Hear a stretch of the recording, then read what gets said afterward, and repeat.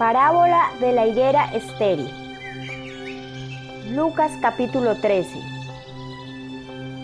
Luego Jesús le contó la siguiente historia. Un hombre plantó una higuera en su jardín y regresó varias veces para ver si había dado algún fruto, pero siempre quedaba decepcionado.